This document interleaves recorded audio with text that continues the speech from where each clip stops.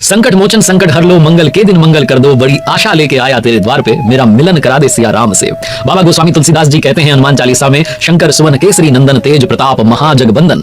कुछ महापुरुषों ने संतों ने कहा कि इन पंक्तियों को ऐसे भी कहा जा सकता है, शंकर स्वयं केसरी नंदन। भगवान शंकर भी हनुमान जी ही हैं।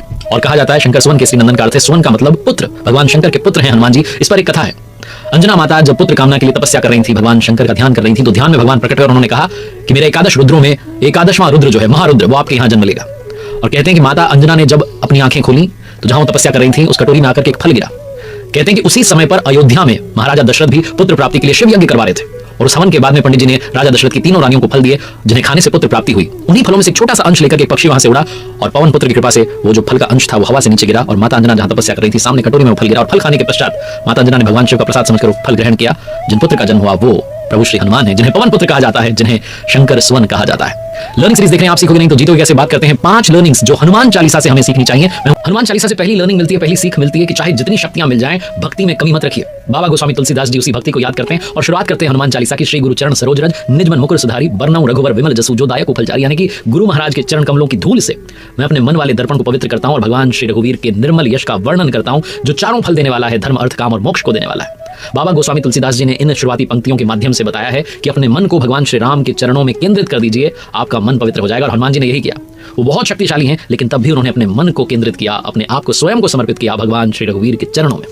एक और पंक्ति है जो बताती है कि हनुमान जी का यश तब तक रहेगा जब तक प्रभु श्री राम है। एक कथा है, लंका विजय कर जब अयोध्या लौटे तो भगवान श्री राम ने जो युद्ध में सहायता देने वाले विभीषण थे, सुग्रीव थे, अंगद थे, सबको बाहर दिया। तो हनुमान जी ने भगवान श्री राम से प्रार्थना की, कहा यावद राम कथा वीर चरिष्यते महितले तावत शरीरे वत्स्यन्तु प्राणमाम न संशय। वो कहते हैं कि भगवान जब तक राम कथा रहे, जब तक आपके बारे में बात हो, तब तक मेरे बारे में भी बात हो। इसीलिए कहा गया है, चारों जुग प्रताप तुम्हारा, हे प्रसिद्ध जगत उजियारा। दूसरी लर्निंग जो हनुमान चालीसा से मिलती है कि जीवन में बल और बुद्धि का बैलेंस होना बहुत आवश्यक है। बाबा गोस्वामी तुलसीदास जी ने लिखा, महावीर विक्रम बजरंगी कुमति निवार सुमति के संगी। हनुमान जी एक ही समय में बुद्धिमान भी हैं और बलशाली भी हैं।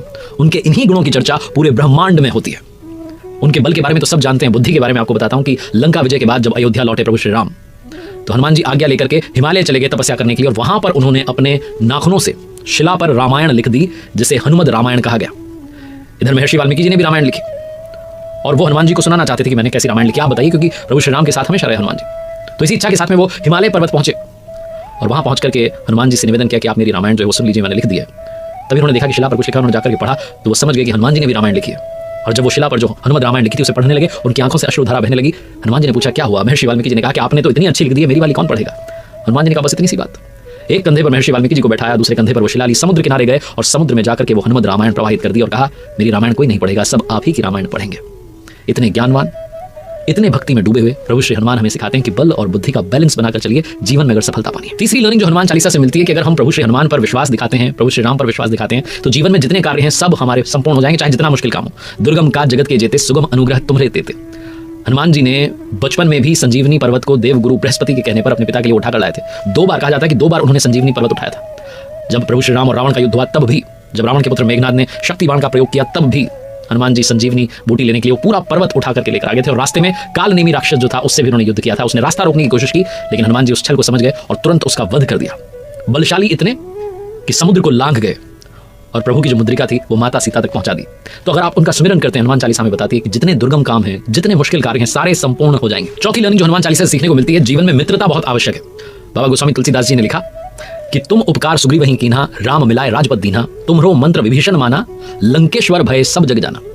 एक तो सुग्रीव की प्रभु श्री राम से मित्रता करवाई, सुग्रीव को राजा बनवाया।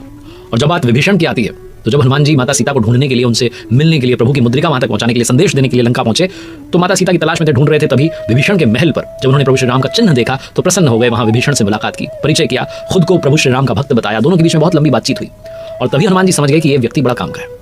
जब प्रभु श्री राम लंका पर चढ़ाई करने की तैयारी कर रहे थे तो विभीषण का रावण से विवाद चल रहा था। रावण से विवाद के चलते विभीषण लंका छोड़ करके प्रभु श्री राम से मिलने को आतुर होकर के समुद्र के इस पार आ गया। और तब सेना ने देखा प्रभु श्री राम की कि शत्रु का कोई खास दूत आया है। कोई भी विभीषण पर विश्वास नहीं कर रहा था। सुग्रीव ने कहा कि रघुनाथ जी, रावण का भाई आपसे मिलने आया। तो प्रभु ने कहा कि क्या लगता है, क्या समझते हो। तो सुग्रीव ने कहा कि राक्षसों की माया हम नहीं जानते, हम नहीं समझते, ये तो इच्छानुसार रूप बदलते हैं। तो हनुमान जी ने सबको विश्वास दिलाया और प्रभु श्री राम भी कहते हैं मेरा भी एक प्रण है कि शरणागत का जो भय है उसको हर लेना चाहिए। और हनुमान जी की वजह से ही प्रभु श्री राम और विभीषण का मिलना सुनिश्चित हुआ और बाद में लंका विजय के बाद में लंका को सौंप कर सिंहासन पर विभीषण को बैठाकर प्रभु श्री राम अयोध्या लौट आए। तो जीवन में मित्रता बहुत आवश्यक है, अच्छे दोस्त बनाना बहुत जरूरी है जो संकट में आपका साथ देते हैं, आपके काम आते हैं और परिवार के रूप में हमेशा आपका साथ जो है कभी छोड़ते नहीं है, हमेशा साथ बने रहते हैं। हनुमान चालीसा की एक पंक्ति है कि रघुपति की नहीं बहुत बड़ाई तुम मम प्रिय भरत संभाई। तो अगर आपने वीडियो शुरुआत से देखा आप समझ गए होंगे अंजना माता ने जब तपस्या की थी और जो फल आकर के गिरा था वो फल उसी यज्ञ में से आया था जो यज्ञ महाराजा दशरथ ने किया था और वो जो फल था वो माता कैकेयी के फल का अंश था जो आकर के गिरा था। इसलिए कहा गया तुम मम प्रिय भरत संभाई। प्रभु श्री रामचंद्र जी बहुत प्रशंसा करते हैं हनुमान जी की। पांचवी जो लर्निंग है हनुमान चालीसा से सीखने वाली वो है कि 100% डेडिकेशन, 100% समर्पण आवश्यक है जीवन में अगर आप कुछ अचीव करना चाहते हैं। एक और चौपाई हनुमान चालीसा में राम द्वारे तुम रखवारे होत न आज्ञा बिनु पैसारे। आप प्रभु श्री रामचंद्र जी के द्वार के रखवाले हैं, आपकी आज्ञा के बिना वहां किसी को प्रवेश नहीं मिलता है। आपकी प्रसन्नता की वजह से ही प्रभु श्री राम की कृपा बरसती है, वरना वो बहुत दुर्लभ है पाना। कहते हैं कि प्रभु श्री राम जब अयोध्या लौट आए राज्यभार संभालने लगे तो जितने सदस्यों ने उनकी मदद की सबको पुरस्कार दे रहे थे, हनुमान जी को जानबूझ करके पुरस्कार नहीं दिया। तो माता सीता को ला के क्या बात हुई तो उन्होंने कीमती पत्थरों से जुड़ी जो माला थी हनुमान जी को भेंट की। हनुमान जी ने उसे स्वीकार किया। उसके बाद में उस माला के जो मोती थे अलग अलग उन्हें निकालकर वो तोड़ तोड़ कर देख रहे थे। तो दरबारी हंसने लगे, उन्होंने कहा क्या चल रहा है। हनुमान जी ने कहा कि जिस चीज में राम नहीं वो चीज मेरे लिए बेकार है। उनके इस जवाब से चिढ़ गए दरबारी, उनसे पूछा कि क्या राम आपके दिल में रहते हैं। तो पॉजिटिविटी का भंडार है हनुमान जी। उन्होंने कहा हाँ। उन्होंने अपने हाथों के नाखूनों से अपनी छाती चीर कर दिखा दिया पूरा दरबार वहां है, प्रभु श्री राम का माता सीता और भाइयों के साथ वहां विराजते हैं। प्रभु श्री राम उस वक्त अपने सिंहासन से खड़े हुए हनुमान जी को हृदय से गले लगा लिया और कहा तुम मम प्रिय भरत संभाई।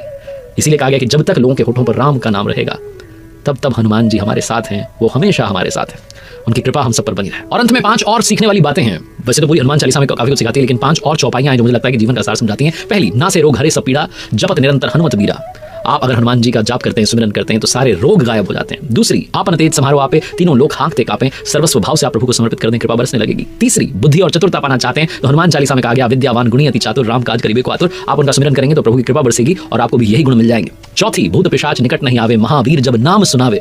या यूं कहें कि सब सुख लहे तुम्हारी सरना तुम रक्षक का हो को डरना। जो स्ट्रेस से जो डर है वो गायब हो जाता है। पांचवी, संकट कटे मिटे सब पीड़ा जो सुमिरे हनुमत बलबीरा। जीवन का हर संकट मिट जाता है, इसीलिए हनुमान चालीसा का जाप करते रहना चाहिए।